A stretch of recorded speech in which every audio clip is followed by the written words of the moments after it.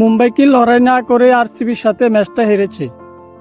কারণ কালকে MI versus RCB ম্যাচটা দেখার পর কিছুটা এরকমই মনে হয়েছিল যে মুম্বাই যেন আরসিবির সাথে ম্যাচটা জেতার জন্য চেষ্টাই করেনি।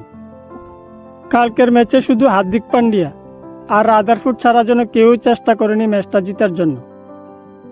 আরসিবি মুম্বাইকে 18 রানে ম্যাচটা হারিয়েছে। কালকের ম্যাচে প্রথমে ব্যাট করে আরসিবি বানিয়েছিল 240 রান।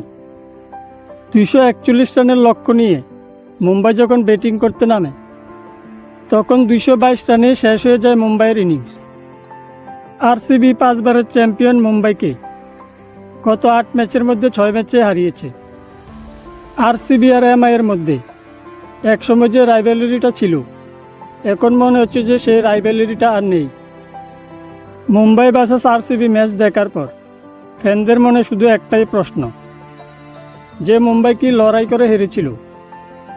মুম্বাইয়ের টিমটা যেন নামে হিরো, কিন্তু বোলিংয়ে মুম্বাই পুরো জিরো।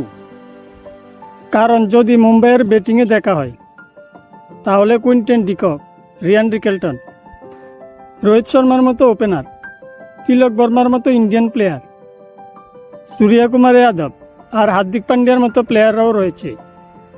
আর যদি মুম্বাই টিমের বোলিং বিভাগ দেখা হয় তাহলে জাসপ্রীত বুমরা, ট্রেন্ট বোল্ট, দীপক চাহার, শার্দুল ঠাকুর ও হার্দিক পান্ডিয়ার মতো বোলাররা রয়েছে। এই সবগুলি প্লেয়ার যেন কাগজে হিরো, কিন্তু আসল খেলার ময়দানে এরা সব জিরো। কারণ বোলিংয়ে জাসপ্রীত বুমরা গত 4 ম্যাচে একটা উইকেটও নিতে পারেনি, যদিও সে ইকোনমিক ছিল।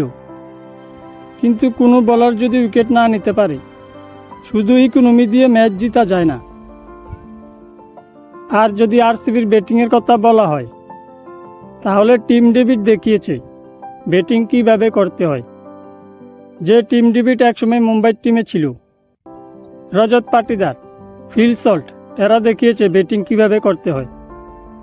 এদিকে মুম্বাইয়ের যখন প্রতি ওভারে 15 রান দরকার ছিল, তখন সূর্যকুমার যাদব 1, 2 আর 3 রান করে নিচ্ছিল।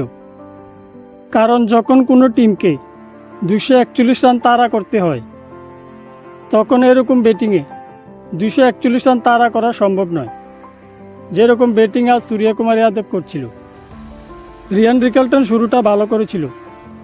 একটা সময় মনে হচ্ছিল যে মুম্বাই হয়তো খুব সহজে রানটা তাড়া করবে।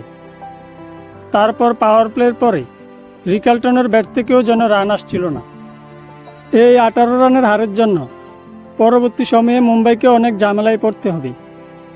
অন্যদিকে আরসিবি হলো এমন একটা টিম যাদের প্রথম ব্যাটিং বা প্রথম বোলিংয়ে কোনো কিছু যায় আসে না। আরসিবির খেলার ধরনটা যেন একটু অন্যরকম। তিলক বর্মা আজ সূর্যকুমার যাদবের এরকম পারফরমেন্স দেখার পরে এখন সবার মনে একটা প্রশ্ন, এই দুজন কি টিম ইন্ডিয়াতে খেলার যোগ্য? কারণ এই মুহূর্তে মনে হচ্ছে যে শ্রেয়াস আয়ার বা পাটিদারের মতো প্লেয়াররা টিম ইন্ডিয়াতে জায়গা ডিজার্ভ করে। মুম্বাই ইন্ডিয়ান্সের পারফরমেন্স দেখার পর মনে হচ্ছে যে টপ 4-এ যাওয়া মুম্বাইয়ের জন্য এখন অনেক কঠিন হয়ে পড়েছে। তো তোমাদের কি মনে হয়, মুম্বাই কি এখান থেকে বাউন্স ব্যাক করবে আর টপ 4-এ নিজেদের জায়গা করে নিবে? এই বিষয়ে তোমাদের মতামত কমেন্টে জানাও। ভিডিওটি ভালো লেগে থাকলে লাইক, শেয়ার আর ফেসবুক পেজটিকে ফলো করে দিও। ভিডিওটি ইউটিউব থেকে দেখলে ইউটিউব চ্যানেলটিকে সাবস্ক্রাইব করতে ভুলবে না। ধন্যবাদ।